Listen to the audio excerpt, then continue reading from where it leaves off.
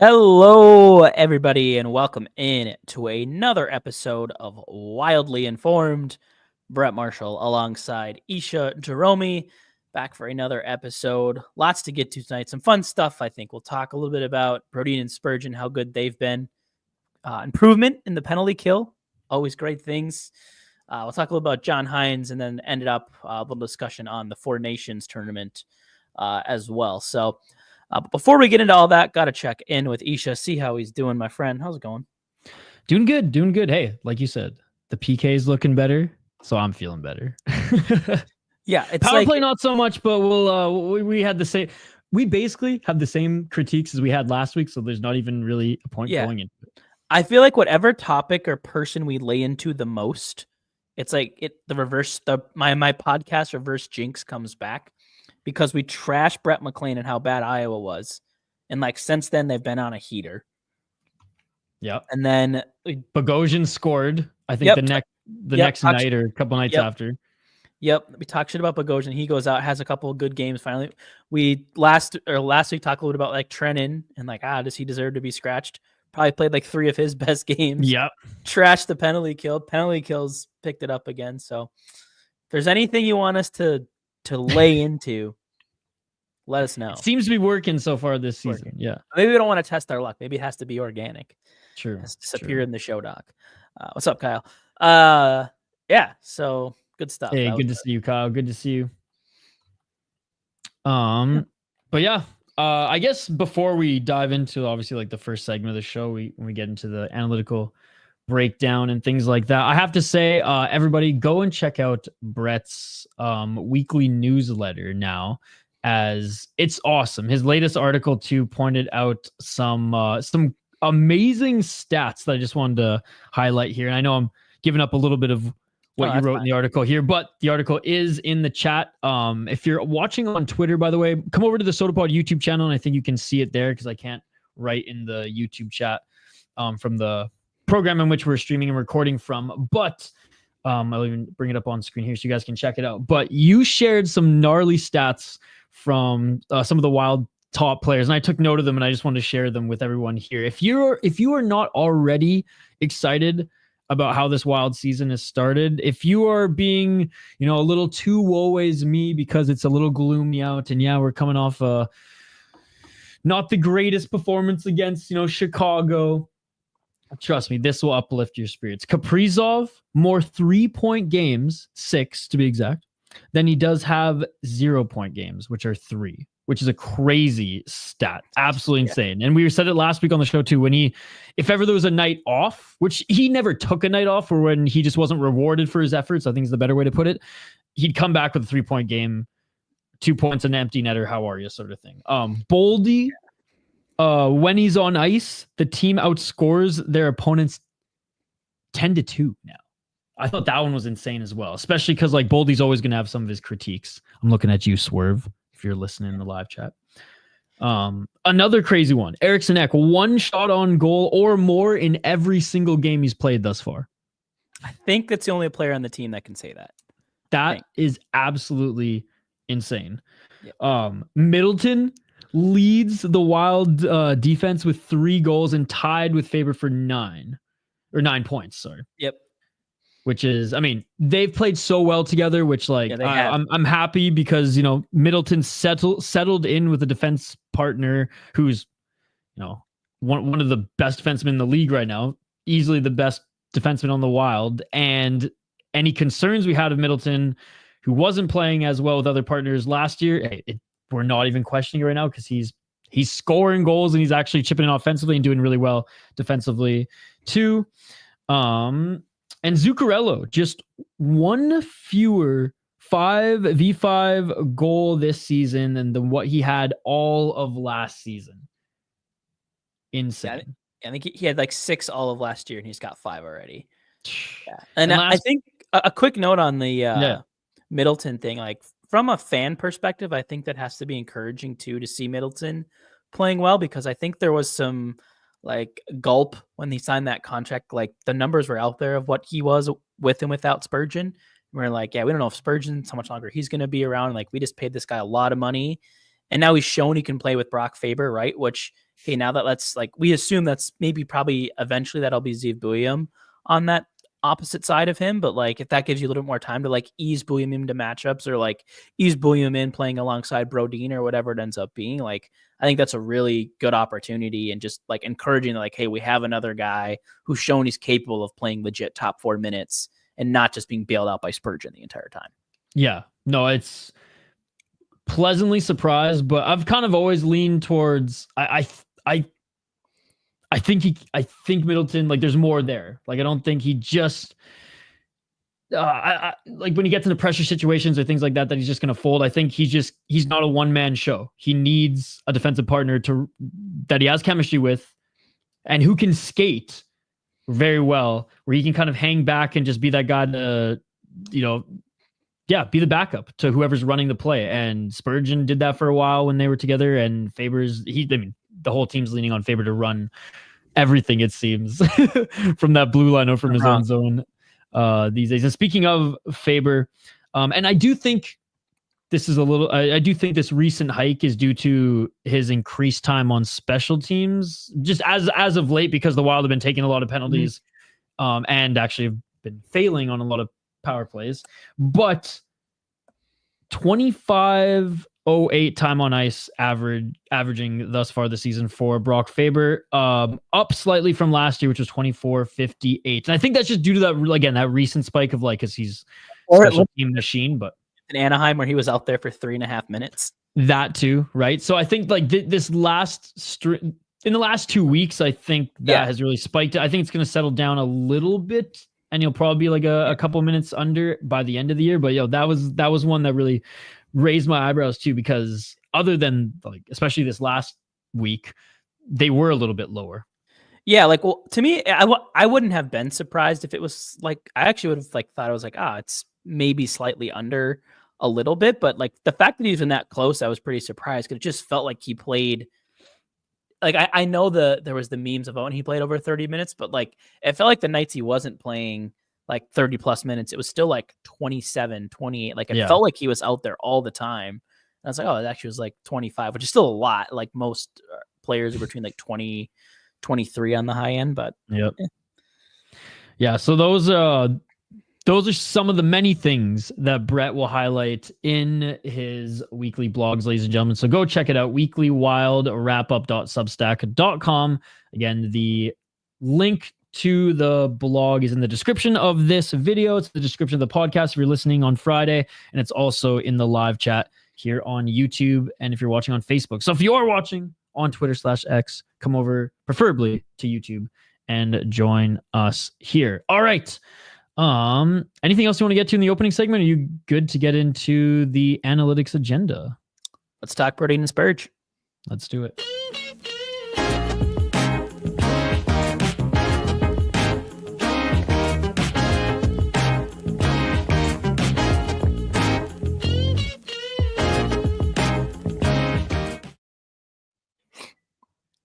Yeah, so I've already kind of gone over everything that there is as far as advanced analytics for more or less what's out there at this point, at least that I'll refer to a lot. So just to kind of keep this segment as an important part of the show, I think what we will do here on out is just kind of find some sort of interesting stat or trend that relates to advanced analytics and just kind of break it down and dive deeper into why it's awesome or why things might be happening that way.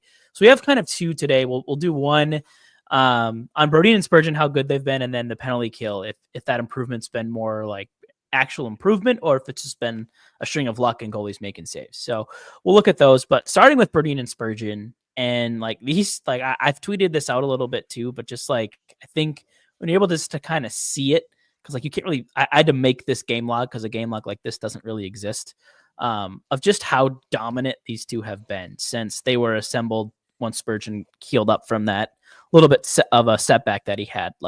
7 games, average 97 minutes total across those 7 games. My eye test here with the average, it's probably 13 and a half, 14 minutes a night they're getting on average at 5-on-5 up against pretty much either the team's top lines or second line or some combination of both. They have had they've outscored opponents 4-2 in that span, which first to hold 7 teams that include Tampa Bay, Toronto, Pittsburgh, LA, and still some good young players like San Jose, Anaheim, Chicago, holding all of those players collectively across almost 100 minutes to 2 goals, wildly impressive. Only been outscored in one of those games in which they actually pretty badly outplayed the other team, but just didn't get the goals at the other end. Like we're talking, this pairing has had an expected goal share over 56.5% in all 7 games. Not over 50, over 56.5. That's crazy. Including an absurd one against Toronto at 98.3%. That was against Nyes, Nylander, Tavares for like 6 minutes and 45 seconds of their 14 minutes. Like another 5.5 of that was against Matthews and Marner. Like just put Toronto's stars in like a body bag, and it's just like it doesn't matter who they're up against. Like every night they're just like dominating in every area of the ice, and it's cool to see because I think we've always had in the back of our mind, like those of us in Minnesota know at least that looking at analytics a little bit, how much Brodin and Spurgeon are loved by analytical models and their expected goal shares. And we're always like, man, it'd be cool if we like got those guys together, but the Wild never really had the ability to do that and spread them out. Well, it's because Brodin made Dumba's analytics look good. Right. Well, and then which I hate to shit on Dumba because when Dumba was like healthy and not post that pectoral injury, like he was awesome. And we knew what he was. He was going to cheat a little bit for offense and be a pest, right? Yeah. But playing with Brodin, it like balanced out, right? Yeah, it got you balance. And then to like, oh man, it'd be fun to see that together. And then we saw it tried a little bit, I think, at the start of last year, and then they went away from it quickly because like, this Middleton and Faber thing isn't working very well with the rookies. So we got to go back to putting Brodin in there. But like to see these two like in what I would basically call like their prime form right now. Is it sustainable? I don't know. I mean, 73.5% expected goal share across 7 games doesn't seem sustainable, but 7 games is a pretty healthy sample size. So will they maintain at that rate? Probably not. But like, this is a pair I think that we can continue to look at to be very, very good at slowing down the other teams. Well, and like for once, it feels like, okay, like the defense is, or not for once, but I guess back at it, because last year with all the injuries and everything, it did not feel this way. But it's like, okay, we actually have like some depth. We have two pairings that are essentially top pairings. We have with Middleton and Faber, which are eating a ton of minutes. But honestly, Brodin's eating a lot of minutes with Spurgeon too, and they're. I think Hines, and obviously game by game situations in games going to change, like especially for the Chicago game, right, where Hines was mixing up the lines to try to get something going late in the game. That's going to kind of switch things up. But I think for the most part, he's been employing lines and players' time on ice pretty well this year. Like, and that's one of those things where fans don't really look into too much, and I'm quite frankly don't look into it much either. But sometimes when I have these questions, especially with us doing these podcasts every week, it's like I want to find some answers to these things. And as I looked deeper and deeper, it's like, yeah, no, the coaching staff are doing a really good job of just adjusting mid-game, but also keeping guys fresh, it seems, this season thus far. 100%. Like, I think it was one of the biggest things that we as fans would sometimes like get so angry about Dean Evison is like, there would just be things like that isn't working tonight or the last 3 games, like change it up, do something different, adjust in game, please. And then at times this year with Hines, you're like, and Rossi's missed 3 shifts on the first line. Oh, Rossi just scored again. He was back on the first line. And you're like, what? Like, what happened there? Yeah. And then the other night, when the Wild go out and get the tie against Chicago, it's Boldy between Kaprizov and Zuccarello. Like, we're not just talking like, I'm gonna juggle the lines for a game or so. Just in the middle of the game, just throws them in a blender. Yeah, and it's just been like cool to see. And like, obviously, it's he's talked about. I think Russo mentioned this on his podcast, and I think maybe in The Athletic, just like it wakes the guys up by being like, hey, Rossi, you're out with Foligno and Hartman next shift. It makes the guys, engage a little bit, and it ignited something. So I think just having a coach willing to mix things up to get a spark mid-game and make those in-game adjustments, I think is so huge, especially come playoff time when, you look at, there was that Wild Dallas series is the one I always think back to, where it just felt like Evison got out-coached with how DeBoer adjusted to different things, and it just felt like the Wild tried to keep doing the same thing, and it didn't work once they adjusted, right? So yeah, it gives you That was some. clear as day. That one was clear as day. And I just like the management of, again, in some games, some guys are gonna have to play more or less just because of how the game plays out. But I think he's been managing Spurgeon's minutes good, because like you do see like Brodin's getting time on special teams, and we'll get an extra shift here and there. Bogosian, same sort of thing. Like when Merrill's out there, Bogosian always has more minutes despite them playing together. And put it this way, if Spurgeon remains healthy enough this year, if they don't even maintain those numbers, but they drop a little bit, that's still fine for a second freaking pairing, because realistically, it could be a team's first pairing. And then you got Bogosian with the revolving door of Merrill, Chisholm, and hopefully more of Damon Hunt. Like, that's not bad. And like I said, you have some depth, because look, Merrill hasn't been that bad this year, so I'll say that. Like, he's been fine. But yeah, Merrill, Chisholm, and Damon Hunt to come in for an injury replacement, it's not that bad. Like it could be dire. Now, if we lose 2 on the back end, then it's like, okay, well, things are starting to get a little slim pickings. But right now, as it is, it's like the defense is solid, man. And the Wild are playing a very good, not even like shutdown game, but just like a breakup game. Like when hardly anyone can keep a cycle going or even set up in the Wild zone easily without them breaking up the puck, like 5-1 times, like every period and every rush by their team. And the only reason Chicago won is because 10 minutes into that game, they were getting their ass kicked by the Wild, getting outskated, outshot, couldn't get anything going. And then they just adjusted to exactly how the Wild were playing, and it just kind of became a stalemate, but Chicago getting the better of them in the scoring department. Yeah, I think that was a game, like it felt weird. Like it didn't feel like they were playing like bad to start the game. It was just like, I think I tweeted out there was like 27 combined shots in the first 2 periods. And it was just like, man, that's like you usually see that in like a period or a couple period posts too. Like, yeah, the hockey gods were not happy with. And it was just like the game was like, oh yeah. I mean, if you like defense, this is the game, I guess. Just check, and then they kind of broke it open there in the third goal period. Challenges too, like offsides here and there. It's just like, bro. Yeah. Just it was one of those games. It was tough. I gave props to Chicago though, because like they you could see their adjustment like right after the first 10 minutes, and it was like, okay, yeah, they're playing shut down now, and it's working. So, hey. Yeah, but for them, I think it gets in the same problem that the Wild have is, well, when we do so much on defense, we forget that we can counterattack. Yeah. It's just like, oh, we're so happy with how we defended, and we're going to pat ourselves on the back, chip it out to the far blue line, get a line change, and then let the next line do the same thing. Like they're running a drill in practice, right? Like, nope, the other half of the drill is you can go in the offensive zone now and try to do the same thing down there. Yeah. Well, at least the Wild's penalty kill looked pretty good. And speaking of massive improvements, as you said at the top of the show. Yeah, crazy. I will say the offense, like marginally across the board, but pretty much marginally nonetheless improved from the previous week to this week in terms of their shot shares, total shots, goals, all that stuff. Thank you, San Jose and Anaheim. Yes, but hey, maybe that's when you just got to get going the right direction. Yeah, the Sharks actually played decent, man. Celebrini is an absolute beast. That was a fun game to watch. The Anaheim was not a fun game to watch. Like even for the Wild, you're just like, that second period already dead. Stop. Yeah, that was an interesting game for sure. Oh, Zebra is going to be a star somewhere else. Yep. Very soon. Yeah. But the commonality of those games, penalty kill perfect. Perfect across the last 3 games now. No goals against after, I think it was 6 against in their previous 9. So bounced back pretty nicely.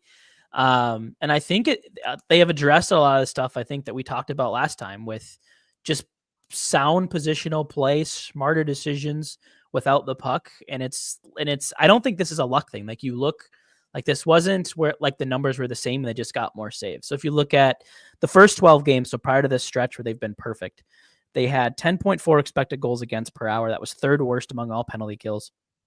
14.97 actual goals against per hour. That was the 2nd worst rate in the NHL. 84.84 shots against per 60 minutes. That was the worst rank. 28.28 high danger chance against. That was 25th.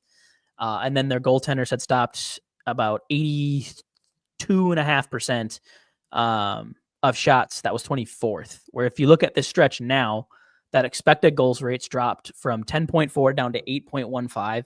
So that's now 15th. So now top half of the league from 3rd worst to top half. Pretty big jump there. Not bad.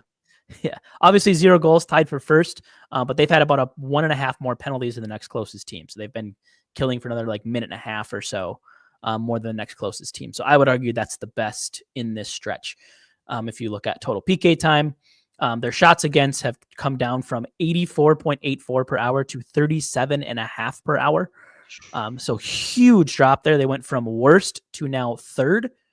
So a huge jump there. High danger chances down from 28.28 to 20. That's a jump from 25th to 9th. And then, of course, the goaltender's perfect, a jump from 24th to 1st. So it's not like it was one thing. Like, it was across the board. It's fewer shots. It was fewer dangerous shots. And that just comes back. I think they figured out the system. I think they're starting to find some chemistry.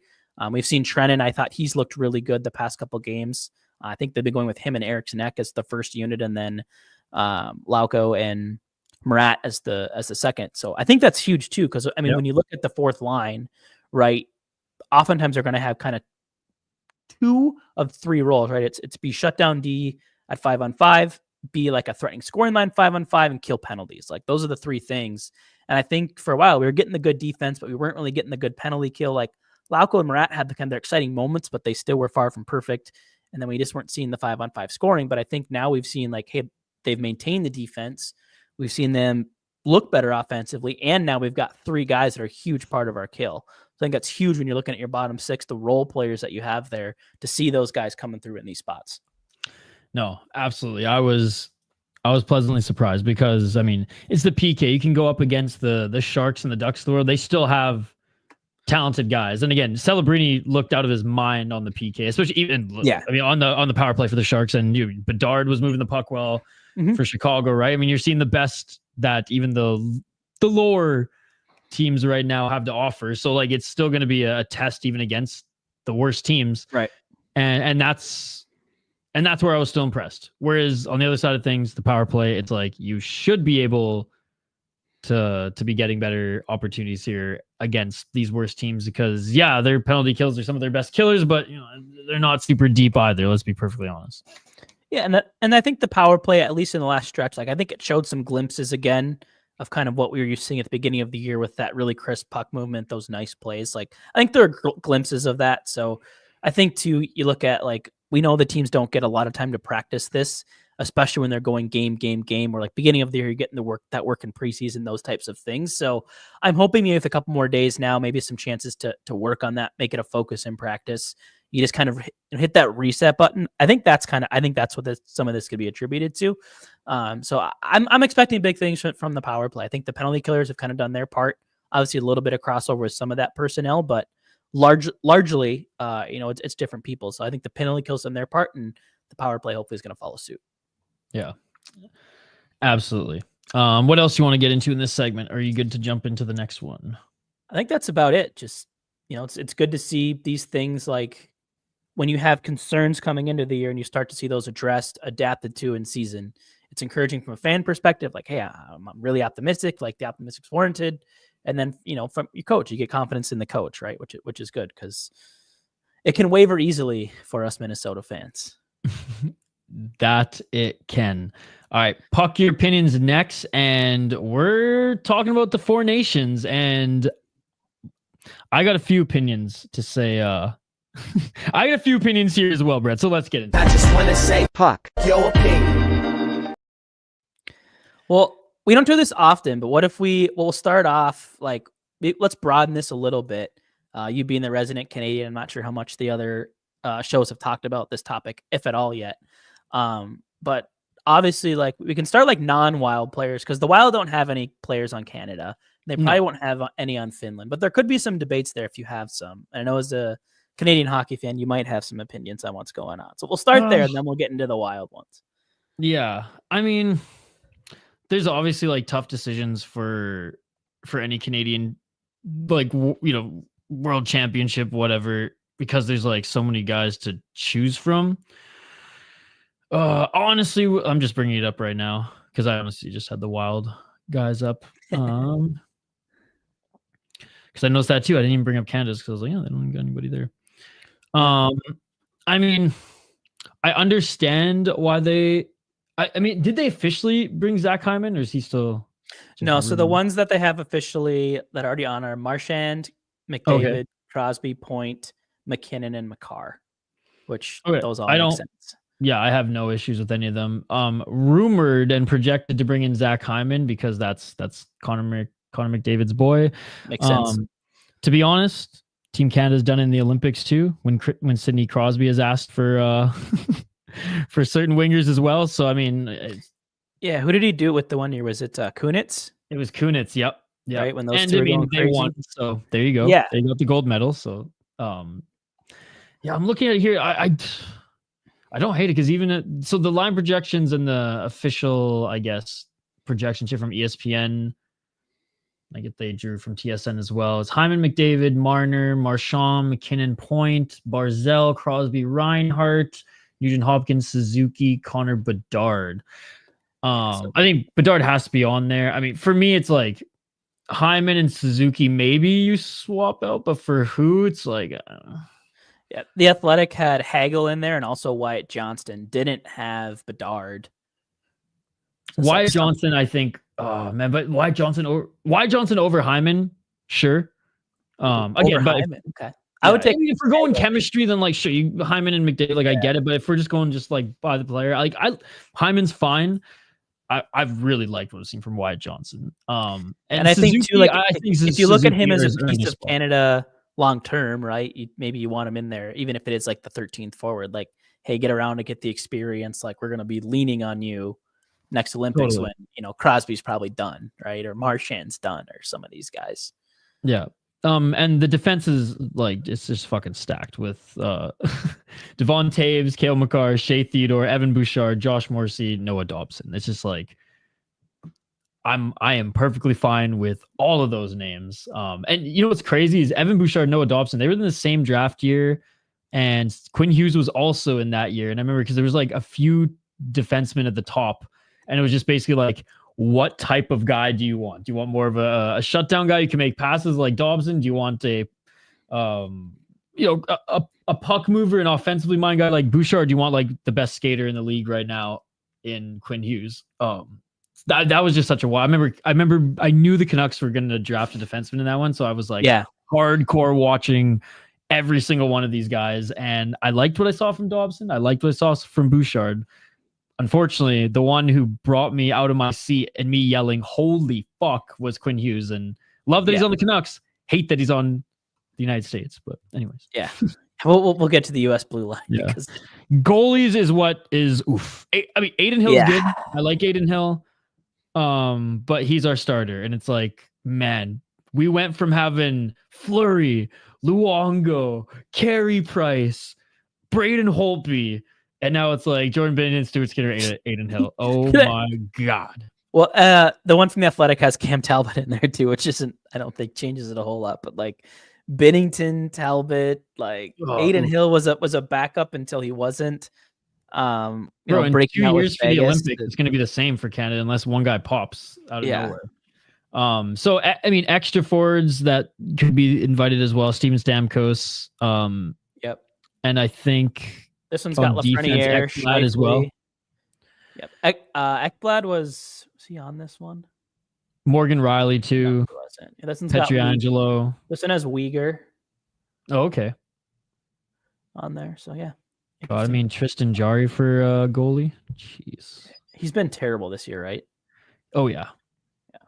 Oh yeah. So yeah, I mean, honestly, I'm always confident in Team Canada. Not in the World Juniors this year. Or last year, but I'm as far as like the pro level, World Championships, Olympics, and whatnot. The defense looks great. The offense looks great. Sure, there are a couple tweaks based on like my personal preference. Absolutely, it's the goaltending that scares the hell out of me. Yeah, I mean, which you probably just hope you can play well enough in front of them where it doesn't. Oh yeah, like if they're gonna have to play like Connor McDavid and Sidney Crosby hockey, like the way they play right now. Like, screw defense. We're just gonna score a bunch of goals. But it's crazy. Internationals, it's just a different beast, man. Yeah, I remember there was one Olympics. I want to say it was. I think it was 2010. I don't think it was. Actually, no, it was Sochi, and I think Canada. They either played Latvia or Slovakia. I can't remember which one it was, but regardless, Canada only won 2-0, and either I Locke think that was Slovakia. Okay, and they put like 37 or like 40 friggin' shots on Luongo, and he bailed Team Canada out. I remember I was just like, man, like you never know. Like they could, and then they dominated the rest of the tournament. And I was just like, there's those one games where it's like either the opposing like underdog gains some steam and just like plays better than they're supposed to. I mean, shoot, we see Switzerland do that at the junior level and pro level every now and then. They beat like the Slovaks or even like the Czechs when they had no business doing that, right? So yeah, international is a different game. But yeah, goalie is the only thing I'm concerned about. I think Canada's in good shape everywhere else, as they always are. I think that's more or less the consensus. Finland, I don't really have like much to say about them. Like Finland's kind of they're always the same in any level, junior, U18, pro. It's the same. Like we're not the fastest team, but we got really good skill. We're big. It's literally a whole team of Mikko Koivus. Just it's like. It's however many 23 Mikko Koivus. Like that's kind of what the Finns are. Yeah, I mean it's the only connection to Wild is Mikael Granlund, who's having another great year on a piss poor San Jose team. I think they're actually pretty stacked, man. As you look, Barkov, Aho, Rantanen, Granlund, their forwards look good, but like the defense falls off quick. So like right now they have Heiskanen and Lundell, and then the Athletic one has the other ones in as Nico Mikkola, who I'm pretty sure is a number 5 or 6. Yep. Oli Mata, who's been like a 7, Yoki Haru, who I think has been a 7, Ristolainen, who's just bad, and Hakanpää, who I think is like a 6 or a 7. Yeah, the defense, Heiskanen is gonna have to carry. Yeah, but I mean, then they got Saros, so like maybe they can, he could steal Saros, Pekka Luukkonen, and Kaapo Kakkonen, baby. Like they'll play the Wild way. Like they'll win 2-1 if they win a game. Like it'll be an excruciating game that they'll win. Well, Tolvanen and Ville Husso also in the mix. Joel Armia. Yep. Potential guys. Yeah. No, Finland is always good. They're always good, and sometimes they're great when they have speed. Yeah. I think what works in their favor is I think they build sometimes because of their shallower pool. They don't overthink. Like, hey, to have a good team, you still need role players. Like. You need third line checking players, even internationals, where I think for them that almost just kind of falls naturally because they don't have a big of a pool to pick from. So they kind of put guys almost more in their natural spot, which I think can sometimes be overlooked because like you can't just always build an all-star team and hope it works. Nope. Again, back to the Team Canada World Juniors. Yep. And why they don't want to bring Riley Heidt in is beyond me. But anyways. Yeah. So where the Wild are really coming into this tournament now to get back into that stuff. Sweden and the United States. I think probably 5 pretty solid potential players to make these 2 rosters. I think we'll start with Sweden because I think that's where a little more, at least for me, where the interesting conversations lie. So we'll start in net and then work our way out. So the Wild have a player at each position here. The first being Philip Gustafsson. So I don't know if he was a player on the radar maybe coming into the year, just given how just mediocre and meh he was kind of coming into the season. But you look at the other ones that are maybe the quote unquote locks, it'd probably be Markstrom and Allmark. Yeah. You know what's crazy? So ESPN, and again, with accordance to TSN's. Yeah, they had Wallstedt in there. They had Wallstedt. Yeah. I was like, what? We could talk about him too, because I think there's a case to be made over Gustafsson, and Gustafsson's not even on the extras list. And I was like, he's not only the best goalie on the Wild's roster right now and in their system, but he is currently one of the best goalies in the league right now, statistically. Like, why was he left off this list? That's crazy. Yeah, so it's interesting because I think that one was done in September. I think this one from The Athletic was done, I think, on like November 4th, so it's a little more recent. Okay, this one was 2 weeks ago. Okay, so but still not too far out. Yeah, Justin was still at dominating. That point, yeah, you probably should have had. So I think that's where Sweden has an interesting call because Markstrom and Allmark were probably like the shoe-ins. Oh, yeah. And then I think the thought process behind bringing Wallstedt was, hey, this guy's probably the future. Like Markstrom's probably not going to be around next Olympics, and Allmark's probably still our guy, but we'd love to have like an Allmark Wallstedt and just be like set in net for the Olympics for the next like 20 years or whatever it ends up being, right? Well, now like all of a sudden Philip Gustafsson's playing well. So like do you bring him in who's not just playing well, playing better than both Allmark and Markstrom, like statistically in every single category. Yeah. He's been better than both, like goal save above expected, classic, whatever stat you want to use. He's been better. Could that be a system-based better thing? Potentially, because Markstrom, I believe, and Allmark both in new places this year.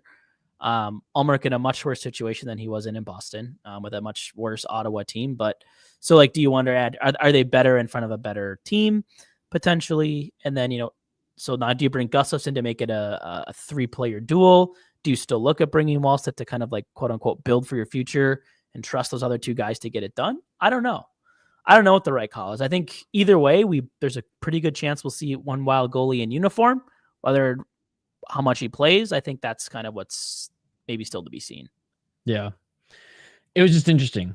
That's a good point. That's a good argument. I get, like, because you're building you slowly but surely, when you have pockets of opportunity, building your international program, because the Olympics are 2 years away, and like the Olympics are back for NHL players. Like, this is a big deal. Like, they're going to get a lot of eyes, the Winter Olympics, on the hockey this year, especially because we've been robbed of good Olympic hockey for, it was just like a decade, man. It's crazy. Like, my entire college, we didn't have NHL players on the Olympic team. It was so weird.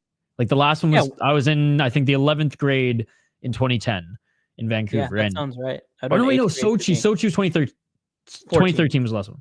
2013, 14, yeah. Yeah. So I was a senior in high school last time which I had my 10-year reunion. So it was first year college for me. I do remember watching that in the morning with the boys, and it snowed, and it usually doesn't snow where I lived. So that was cool that, like, Canada won. It was like 7 a.m. and then it started snowing, and we were like, oh yeah. So it'll have been 12 years by the time we see it again, which is crazy. Like, that's almost like just under half of my life. Bro, when Germany and the UK are like relevant, the Olympic hockey's bad. Right. Yeah. So that's a debate in net. I think X a lock. I think we'll go to Ek next. Like, I think he's a lock, and I think the way he's played this season has to put him in the mix. Like, I think the question for me is, like, I don't know. I think on the ESPN, I think he was penciled as their 3C. The Athletic has him in as their 4C. Hey, he's been better than Pettersson this year, so Pettersson was at 2 here, at Carlson 3. I think he's been better than both. Like, if you want to go based on this year, sure, but I think, like, you look at who you could be flanking Ek with, like an Ek, Lindholm, and like Jesper Bratt line, like third, like that is your third line. Like, I think him and Bratt would be good. ESPN projected him with Bratt and Lucas Raymond, which I don't hate that either. Yeah, that would work too. You get maybe a little bit of a scoring threat on there. I think Raymond's better off if you put him with a guy like Forsberg or Nylander, or someone who can get him the puck somehow. Maybe that works a little better. Even Pettersson, if he's not going to shoot, maybe he can at least pass. But love to see the Backlund's still playing well with the Flames. He's getting up there in age, but I've always loved him. He's always been like just a solid 3C, where later in his career started to put up the points, and it's cool to see him still kicking it. Yeah, he's not on the Athletic, so he's kind of like one of the last ones in. They have other players in here. They have Zetterlund and Eklund, both from San Jose. Leo Carlson is on this one. Raymond, Lindholm, Kempe. Yeah, Elias Lindholm. I don't know what happened. Just getting older.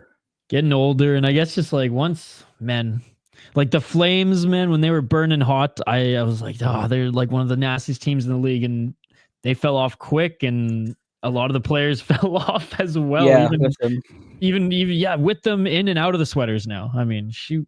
Yeah. So even Gudbranson looked good there. Even Eric Gudbranson looked good in Calgary. That's fucked up, Brett. Well, and just like those Calgary Edmonton series were they're so good. But terrible hockey, but like entertaining because they just hated each other, right? Like it was kind of like, the old days when it would be like Colorado and Detroit, like these teams that just don't like each other. It gets fun, right? It feels like there's legitimate like physical rivalry there sometimes. Cassian and Kachuk, like little scraps, stuff like that. So here's where I think probably our biggest discussion of the Four Nations down to, and that's whether or not Jonas Brodin cracks a very deep Swedish blue line. It's insanely deep. And here's the thing I hate about this, because I came into this like, I'm gonna have such a good case to build for Brodin. Like, he's way better than these guys here, and I like start digging into it, and I was like, shit, they're that good. Like, I think my argument's weird. I think he's almost all these guys like on the bubble, I think, are all currently better than Hedman, Carlson, and Gustav Forsling. I think is on the fringe with he'd be in the mix, but like those are the 3 that have already been named to the blue line, like guaranteed. So there's only 4 more spots to go. But I pulled together Evolving Hockey just released their Rampum and all that stuff for this year. They have enough data now. So this is what their Rampum charts look like. So this is just basically a standard deviation of 5 of the key stats. So goals for, goals against, shot attempts for, shot attempts against, and expected goals for and against, I think. So it's 6 or whatever it is. And it just shows like the higher up they are on a bar with blue, it's like the more rare that is. And the harder it is to do, like the darker the red it gets toward the bottom is like well below replacement, like pretty really bad. So kind of where Brodin fits into this is like he's not like a black hole offensively. He just doesn't do much offensively, and that's always been known. But he's pretty much among all the options like the best all-around defensive defenseman.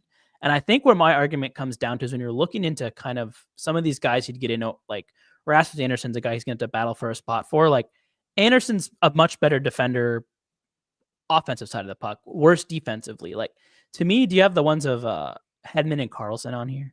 A little bit out of order. They're probably toward the end. Like this is what they already have. Like Hedman, his defense has gone out the window. Like as he's gotten older, Erik Karlsson's like chart looks almost exactly the same.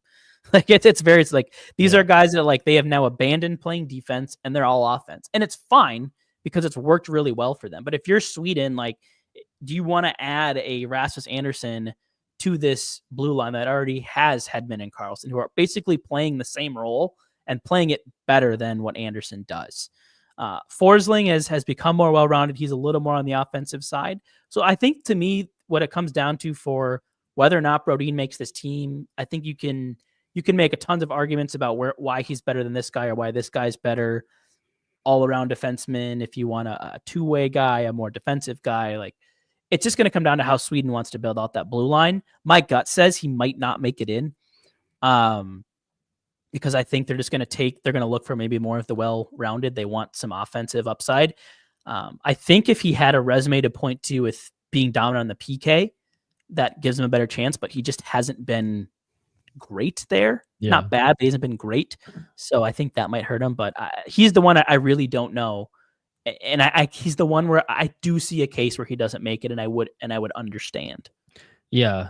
Because like you said, you got the offensive juggernauts like Hedman and Karlsson. You got the two-way stars like Dahlin and honestly Ekholm as well. He's amazing. Forsling, I think you can put Forsling too, and then Lindholm. I maybe leans a little bit more off, but he's well-rounded too. So it's like, oh man, it's so tough. I mean, there's a possibility where he beats out like a Hampus Lindholm, who's projected too. So. Right.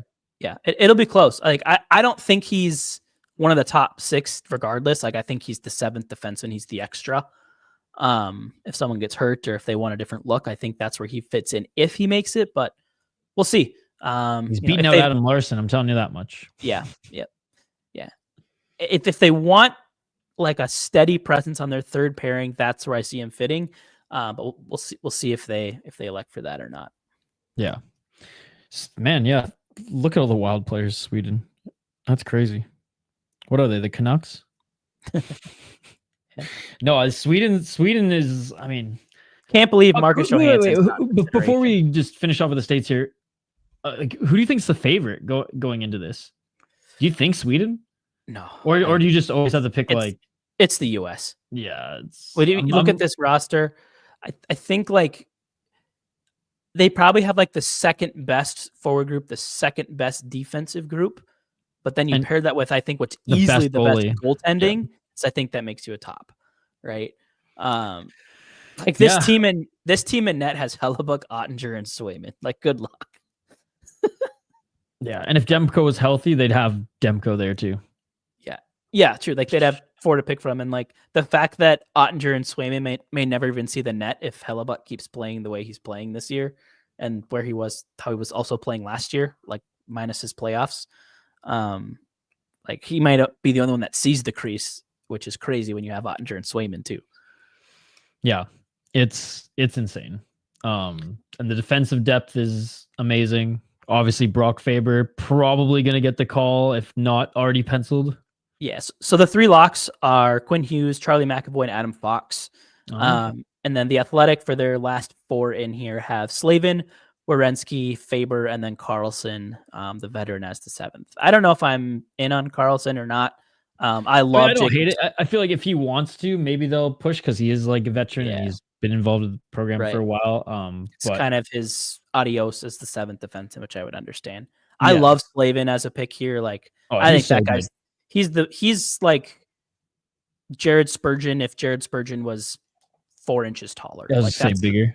Yeah, like that's what Slavin is. Like a Slavin Fox pairing sounds disgusting. Hughes and McAvoy, disgusting. And then like that Faber Werenski, though, if you put like that's actually pretty nasty too. Yeah, you get some really good skating there with those 2 puck movers. Like the US blue line's stupid, crazy. Dude. Yeah, it's so you have 2 perennial Norris contenders and Hughes and Fox. Like another that if the award was voted on properly, that Slavin would probably be in there. McAvoy's been in the mix before. Faber is going to easily be in that mix with in due time. Like this blue line's nuts. Yeah. I think it's better than Sweden's now that I'm looking at it more. Like, yeah, I think I'd take it over Sweden. It's close, but these are all guys that know how to play both ends of the ice, I think, and play both ends just really well. That's not just one dimensional, where I think that's where the Swedes fall into a little more. Yeah. And then you look at the forward group where you could have a 4th line of Kyle Connor, Dylan Larkin, and Jason Robertson, for fuck's sakes. Yep. Jeez. Like, honestly, the states are like Canada stacked right now up front. Yeah. Where like it wasn't always the case. They were usually three line stacked, and it was like, okay, you got to kind of like you said, build the team and have those extra guys there like accordingly, whereas Canada would just throw other than Chris Kunitz, I guess, just like an absolute AAA all-star team. But man, you look at like what I said right now is the potential 4th line for the States. They are absolutely stacked up front. Yeah, I think what makes this interesting is like I think you see in a lot of these teams you have like somehow players from the same team will end up in the same country, and I think you can or same like you said, like Crosby bringing along Kunitz in the day, or McDavid having Hyman there, right? Like there isn't really any of that with the U.S. at all. Like I don't think any of the forwards are on the same team. We got 2 brothers. Yeah, so you have like Brady and Matthew, which. Do you want to put those 2 together? Because to me, Brady feels maybe no. You put them on a separate line because they both bring some nastiness. Yeah, like I think he's maybe more. I think he's a good guy to maybe stick on your 4th line as an energy guy. Like I think the question I'm really interested to see where Matt Boldy fits into this, right? Because he has the ability. I think where they can either put him on the left or the right wing. One, should he make the team? I think yes. I think he's been a lot. Yeah. The way he's played this year, I think maybe coming into the year there was maybe like I think he was a bubble guy, and I think the way he's gotten off his start with Guerin being the guy to like I think proving to Guerin that he deserves to be there. I think he's earned his way in, and now I just think it's where does he fit? Like I want to see him next to Eichel and JT Miller on the other side. That's what I want to see. I think him with like Kyle Connor and Jack Hughes could be sick because I believe him and Hughes played together with the National Development Team program. Then that same team, and then you get a really good 2-way guy in Hughes, Boldy who can play on the forecheck, can shoot, can pass, and you get Kyle Connor who's just been scoring at an electric level for Winnipeg. Like I think that gives you really cool, whether it's your 2nd or your 3rd line. I think that's what I'd like to see him with. But I think there's a lot of good options here. Like Boldy and Gensel on the same line could be cool just from like a Minnesota angle. A little bit, well, there's a few guys too who can play center and wing. Yeah, and you have too. Like you see Gensel, you've seen Kachuk, you've seen Miller. Like, I mean Hughes will likely play wing. He could, team, right? Like, so it's insane. It's absolutely insane. Actually, I did find a set of teammates up front here. The Rangers, Kreider and Trocheck. Would both be on this team, but I think one of them would be the 13th forward. So I don't know if you could technically put them on the same line, but because I think they still need dress 20. I don't think they dress 23, right? The other 3 are healthy scratches unless needed. Yeah, dude, how crazy is it? In the Olympics, we're gonna have all 3 Hughes brothers on the same team. Yeah, that'll be cool. 2 Kachucks and 3 Hughes brothers, and they're like the families are close. Well, too. I don't know. Who does Luke get in over? Werenski? Well, I mean, we got 2 more years, right? I imagine Luke will. Because Hughes, McAvoy, Fox, Faber, Slavin, like those 5 probably aren't going to change. True. Maybe he's the extra guy. Is William good enough in 2 years potentially? Like it because because if him and Faber are playing together, do you bring them together as a pairing? True. Right. True. So like I think that's some of like you when you talk like it's so easy I think to get lost in the all-star team like we talked about. Like sometimes you do need to bring bring those two guys because they have chemistry. Like yeah, we're bringing Hyman because if you see what him and McDavid do together, like they score a ton of goals. Hey, but Jack, I mean they're not a pairing, but Jack and Luke play on the same team. It's just right. What's crazy is like the States has Canada options going into the Olympics where it's like it's not always the case, right? They're usually like we know all the stars coming for the States and there's enough room for all of them. You make 1 or 2 cuts, 3 at the most. Whereas this year or this upcoming Olympics and even an international tournament right now where you can actually use NHL players, it's like, damn, you guys are deep in every position. Yeah. And it's a lot of like players that are like still going to be in their prime or like will just be hitting it too, which I think makes it exciting. Where I think Canada, like within 2 years, even guys like McDavid and stuff, I think they start to be on like they're probably still at the peak, but it's maybe on like where it's just starting to kind of go the other direction slowly, like where it feels like Canada's kind of at that plateau and the US is still like they're still a little bit further away from it. Yeah, Canada's defensemen are younger. Right, like they're young. Their decor will be fine, but the rest is it's gonna be. There'll be some like, maybe Riley Height will make a Canadian Olympic team someday. I see they're it's not World Juniors. Spurgeon, I think, had a case to be made for the previous 2 Olympics, but not anymore. Obviously. I mean, Vlasic made it and won, and it worked out. It worked worked out. It's true. That was one I think that we all were kind of like, I mean, does he deserve to get that spot? But again. I think Canada should just do Fleury a solid and like complete the awesome farewell tour. Like your goalies are gonna suck anyway. Just bring Fleury. They just don't want him and the vibes fighting in the locker room. That would be hilarious. Could you imagine? Just a locker box with those two. Or instead, Fleury just chooses mental warfare and just pranks him the entire time. Oh my god. Hang on, we might be onto something here, bro. But you know what though? That might actually light a fire under Binnington. Right? Just like play well. Yo, what's up, buddy? Good to see you. Good to see you, creepy colors. Let us cook with this idea. Hold on. We are starting the Fleury to Team Canada campaign, but only if Binnington is also on the team. Yes, because honestly, I think craziest thing we've ever said, but. Yes. Yeah, because honestly, like they might leave with some black eyes and maybe like a bust up nose, but Binnington will play out of his mind if he's pissed off the whole time. And Fleury will get his fight, maybe not on the ice, but maybe in goalie gear in the locker room. So and a sweet send off for all of Canada, right? Like God, I am, because I think even Don Cherry's giving his thumbs up for that one. Isn't one of the sites for it in Montreal too? Yeah, I think it is in Canada this year. Yeah. I think it's like Montreal and Moncton, I think. Yeah, something like that. Or is it a U.S. location? Let's see. I think it's like Montreal and Detroit. Okay, like Erie or something. Let's see. Doing some researching on the fly. Where the heck is it? Montreal and Boston. Oh, nice. TD Garden. So yeah. Okay. That's actually sick because usually they'll have it like one bigger arena. So like when they came to Vancouver, they did obviously Rogers Arena and then the WHL team in Victoria on the island, which has like a 5,000 seater. Yeah. And then so they obviously put all the Group B in the States and the smaller one, and Canada gets to play in the big one. And usually they'll do that. I think sometimes they did like Ontario where they did like Canadian Tire Center and then like a small league or a small team in Moncton in the QMJHL. It's like the state tournament. So this is cool. Keep winning, you stay at the X. You lose, you got to go to Mariucci. Yeah. Oh no, that's what they're gonna do here, which would be sweet. Honestly, though, the Mariucci games will be tight. Yeah, they're always good. So yeah, just the atmosphere there. But every now and then, what's cool, and I'm curious to see if it happens here in the States, because in Canada, in the Group B, in Victoria, anyways, where I lived, more of like a college town, and tickets were a lot cheaper to go watch there versus Rogers Arena. And you got like Kazakhstan versus friggin' like Slovakia or like Germany, and they weren't the best games. And those are the games that, funny enough, would sell out because the tickets are so cheap.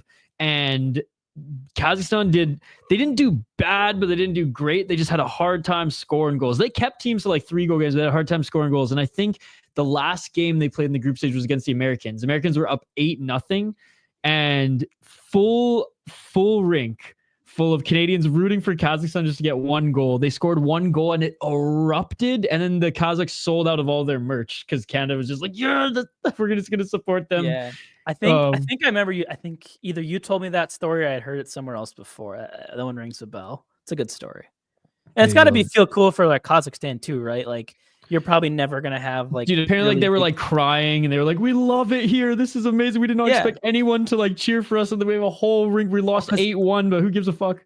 Right. And they're, when these guys are even playing pro hockey, they're probably playing like these 2,000 seat European arena D League stuff. Like, yeah, if they're lucky out there in the Caucasus, right? Yeah. Like, yeah. So I think just to go into that atmosphere and just have like that many rowdy fans, like that's got to be so cool. Yeah. For them, so. It was cool, man. I got in the second period for $5. So I was at the game. It was cool. That's always like the cool thing about the World Juniors, right? Is like, there's always like, oh, why do we let these nobody countries come to?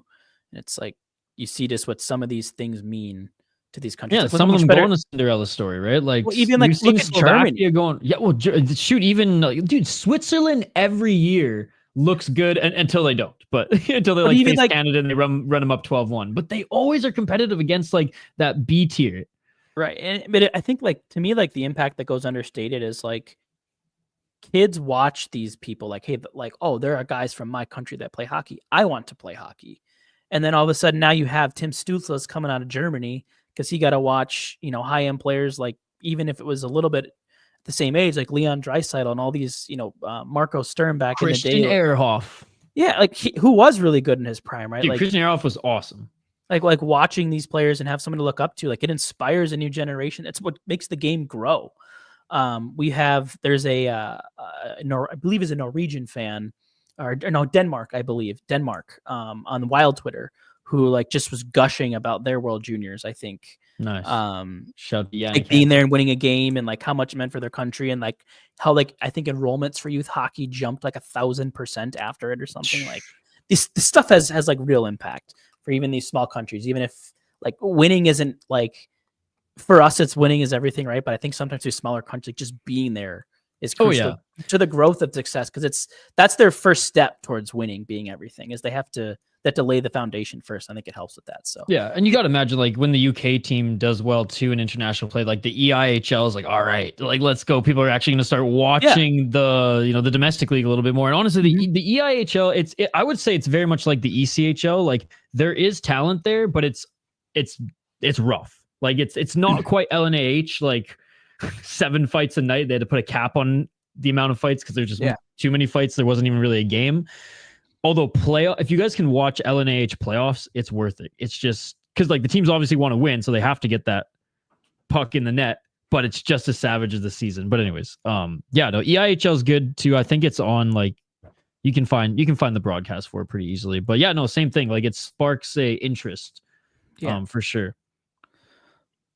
Yeah, definitely. And like for me, like this is a little bit different in the other vein, but like I've never been a huge soccer fan, right? But like Minnesota has a team. And I went to a game, had fun, like went and got like FIFA on my Xbox. Like I've watched a couple of Premier League games since then. Like had I never gone and watched that, Minnesota team play, I probably would have never turned in. But because I had a local rooting interest, it got me a little bit interested. It's like, this is kind of cool. I'll watch a little bit more of this. So yeah, that's the same with my local box lacrosse team. There's a summer league that's like a feeder to the NLL. And dude, for students, it was $50 for season tickets for 15 games. For 15 home games, beers were $3 and you could tailgate. Yeah. And I was like, dude, and it's box lacrosse. You're seeing 12 goals minimum a game and fights. And it's basically, it was at the junior B. So it was where the BCHL Victoria Grizzlies, where New Hook played actually. It was in that rink. So it was like a 3,000 BCHL rink that they just melt the ice, cement down, and boom, box lacrosse for the summer. So it was such a sick atmosphere. And I've been obsessed with box lacrosse since. None of that field trash that you guys play out here. So long-winded way of saying it before you complain about international tournaments. Maybe you can a little bit for this one since it's the 4 nations, but they're important. They're really cool to growing the game across, to smaller hockey markets. Yeah, I love them. And I did too. I think they're a blast. I love the U18. I love the World Juniors. I even love the World Championships going on like during the playoffs. It's a little bit different because limited pool for some of the other teams, but the domestic teams, they're loving it because they're like, we have like one star in the NHL. And Leon Draisaitl isn't in the third round of the playoffs or finals. He's coming over to Germany, right? So they're always excited. Kopitar, he'll go over and play. So yeah, those are always fun as well. For sure. Everything except for the World Cup. The World Cup is a joke, but yeah, that's you need, as long as they have something to play for and they want to care. Like that's what makes it fun. I just hate that the World Cup is right before the season, and obviously, they're all playing to try not who is really gonna try that hard? It's like playing at the All-Star game. Like you don't want to risk getting injured. Dude, I cannot believe you and I are on the same page. Everyone rips me for hating on the World Cup. Yeah, I mean, it's cool, but like, it's not cool. It's like it's so stupid. Yeah, it's like it's an All-Star game. People don't want to try, and it's an All-Star game where they divided them into countries. Teams. Oh, I'm Team Europe. I'm Team North America. Dude, you're gonna win for North America? No. You want to win for Canada or the United States? It was a cool concept, and the games are entertaining to watch, but it's not good hockey. It's like if you like watching All-Star game type hockey, yeah, it's for you. Then I'm very much a big hater when it comes to the World Cup. So I am curious to see, knowing that the Olympics are in play now, if this tournament has more intensity, or if it's still going to be a lot of guys playing not to get hurt. That's a good question. So I think it's definitely gonna be more intense in All-Star games, but I'm really curious to see what level it truly gets to. So I think if you're like a Wild fan, maybe that's the one thing that makes you maybe slightly nervous, because like obviously like Boldy and Faber and Eck and Brodin could all be there, and Gustafsson, like if two of those guys go down, obviously you're like, oh shit. Yeah. Right? Well, I mean, we see this high intensity at the junior level too, and a lot of the best they'll be fine. But then we see John Tavares at the Olympics and break his leg. So, right. But I think at the same time too, you're like, yeah, that guy could have, been doing an off-season workout and sprained his ankle too. 100%. Yeah, hockey's crazy in that sense, right? Yeah. Cool. Creepy Colors. Before we hang up the skates here, have you tried the Summit Saga Imperial? I don't know if you talk about beers on this podcast, but it's been my go-to this past year. I have not tried it, but a few people now have told me about it. So I'm gonna just save that. Is that a stout? Is that an Imperial? Yeah. Definitely not for me. I'm not they say dark beer is an acquired taste, and that beer in general is an acquired taste. I am still trying to acquire the taste of dark beer, because I really want to like it. Like the flavors always look like really like, I love peanut butter and marshmallow and chocolate, like all that stuff, but it's just, and then it's just so rich. It's just so bitter at the end. Like the aftertaste for a lot of them for me is just a little bit too intense. So the barrel aged ones for sure, but I would say Lupulin, Back Channel, and Barrel Fury do it best. Okay. Because I like a good milk stout every now and then. Imperial IPA. Okay, never mind. That's totally weird. I thought you were talking about Imperial, like the Russian Imperial stouts, and I was like, oh yeah, that's basically what I thought too. Okay, even better. Sounds like one of those could do some damage. All right, I bookmarked it, Creepy Colors, and I might even report back on that next week. There you go. There you go. Nice. All right, man. Well, as we wrap up here, what do you got coming up on your blog, and shout out your player cards? Yeah, so I'm still up in the air with what we'll talk about this week. Gosh, if I had a way to do like film review, I'd love to like actually like break down the penalty kill. Maybe I can try to steal some screenshots or something if I can find highlights. I don't know. If they have a really good kill or something, I can maybe find a way to get back and like take some screenshots or something. Otherwise, I don't know. We'll do some fun. We'll do something fun. Like I've finally more. I've found I don't want to write this with a structure. Like it's just gonna be whatever I want to write about that week. Like the only commonality, it's gonna have some sort of analytics rolled into it in some way. So I like this show. Like I don't like, we have our two segments, but what's in those two segments is like could be anything. Yeah. That's more fun for me. So yeah, that'll come out. I've moved that to Tuesday mornings. That's helped a lot. Get some better quality for you Monday nights. Having some more time to do that. And then player cards, they'll be back up again tomorrow night. Wild got first game in 3 nights again tomorrow. I think 3 before we're on next. Yeah, 3. So they got Montreal tomorrow night. Should be a very winnable game. I think Montreal's been like one of the worst defensive teams in the league this year, if not the worst. And then it's going to be a battle on Saturday. We'll be at this game, Dallas Stars, 7 p.m. Nice. On Saturday. So if you're at that game Saturday, let me know. Come say hi. That should be a good one. I think that like you want to talk about the measuring stick game, right? Like, hey, you've got off to this great start, everything is going swimmingly. You figured out the penalty kill. Like, hey, let's put you against Dallas. Let's this is a test because this is one of the best teams in the league right now. Yep. So, and then St. Louis on Tuesday next week. So, should be interesting. I'm looking forward to. I mean, these should be some good games. Anytime you get a lineup with Dallas at home, it can go one of two ways, where they either get their asses kicked, or it's a really tight, close game. So, I'm curious if they can shut Dallas down like they've been shutting down every other team this year and denying their zone entries. Like, I have specific questions because if they can do that, it's like, oh man, if this becomes a playoff series, the blueprint is there versus it not being there. They're literally learning how to counterattack away from being like elite. Yeah. Like if they can figure out how to turn their elite offense or elite defense into average offense, like they are going to be hell to deal with. Yeah. No, absolutely. So. Tomorrow, guys, on this channel. So if you haven't subscribed yet to the Sota Pod, please come and do so. We will be covering the Montreal Canadiens game. We'll be watching that live. And if you haven't already checked out wherever you get your podcasts from or on the Sota Pod channel, Jesper Wallstedt was on the Fellowship of the Rink show that dropped earlier today, but the full episode is also on YouTube. So check it out. Dude, Wallstedt is an absolute beauty. And I think he had so much fun being on the show. Joe Smith and Hoppy host that show, guys. Even at the end, he was like, this was so much fun. Yeah, there's so much great stuff across the network too. I know Judd's Buds did a collab with my friends over at the MNW Prospects page, and I think it was a top 10 under 25 or something. Yes, including like prospects and active players. So like, there's so much good stuff out here right now. Like, we're dropping videos on the channel. We drop like 3 videos a day. We drop the full video episodes of the podcast if they're not live streamed like this one. We have like beer series as well as like shorts dropping as well. I mean, we have the NHL hot take series. We have MNCAA. We're posting the like all the, like what is Corsi and Fenwick when we talked about it in the early episodes. Like those individual videos are up. So yeah, like Isha and Hoppy over here, like they're content kings, guys. Like if there is wild content, like there is something every day for you. Like there's so much stuff on the network. So super blessed to be a part of it, because I think like it's a great mix that we got here too of what you want to talk about. Like if you want the entertaining, if you want the beer talk, if you want the hockey talk, like whatever you want, you got it here. So. Hell yeah.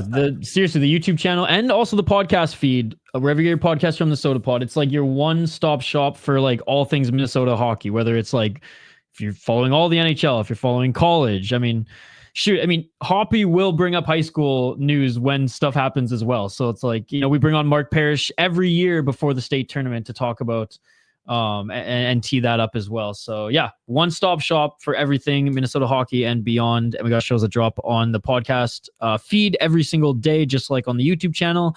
This one will drop Friday on the podcast feed, so you get a little bit early if you're watching and listening on YouTube. And yeah, man, it's been awesome. Nearing our 10th episode, and it's just flying by. And hey, it's always fun when like the season's going well. Knock on wood, it continues. It is.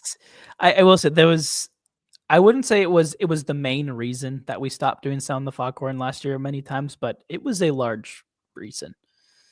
Like it's just tough like, when you can't like, we could talk about anything new other than the same things that are hurting your team and injuries, right? Yep. It's like, another guy got hurt. The penalty kill still sucks, and we haven't won a game in a week. So welcome into another episode, and we'll see you next week. I don't know, what did Hoppy and Z talk about all last year? I like went off like the beaten path. I was like I was bringing on guys to talk about like fights. And that's like when I was doing still Sota Pod, I would find crazy stories that would happen in the league. And like, I mean, this happened at the early part of the summer, but like I have a friend who's part of Muay Thai Twitter, and he's half Swedish, half Thai. And he moved to Thailand to work at his uncle's bar and became really good friends with one Robin Leonard, and became his snowboarding buddy as well as drinking buddy in Thailand, and has literally sent me pictures of partying at Leonard's house right now. So like, he was the one who actually broke that to me before even the media started talking about Leonard. And Leonard apparently just bought 2 tiger cubs as well, or lion cubs as well. because he was showing them to my well, not my friend, I guess this guy I know from Muay Thai Twitter. And I didn't believe him at first, but then he's like, "Do you know this Swedish hockey bloke?" And he sends me a picture of him and Leonard. I'm like, "Oh my god!" He's like, "Yeah, he says he's gonna make a comeback soon." I'm like, "Don't know about that." The documentary about him is going to be fascinating. Well, in all seriousness, let's hope he gets his shit together. Because my buddy was saying, like, yeah, man, like the guy who I was talking to is like, man, I'd bet on him like not lasting a few more years the way he's going versus playing again. And I was like, it's that bad? And he's like, it's been pretty bad. So apparently, just enablers around him and no social support, and just left his family with all his debt in the United States. So Robin Leonard, great guy. Still partying up in Thailand. Yeah, so par for the course with the Cubs, though. Exotic animals and Leonard. I mean, is there a better fit? I don't know if there is. Tough to say. Oh, it's like buffling and fishing. Anyways, that's it for the show, guys. We went over everything. We've gone a little bit over, but this was a fun one. Brett, last word always to you. Yeah, I'm hoping that last week we talked about a lot of negative stuff, and they came back and they fixed it. So hopefully this isn't the inverse of that, where we were talking about a lot of good stuff and then it breaks again, and then we got to talk about how they fix it. But looking forward to be some great games, 2 division rivals. Division games are always fun. And I feel like the Wild always find a way to beat the piss out of Montreal. So tomorrow I'm looking forward to that being fun too. Let's go, baby. See you guys next week.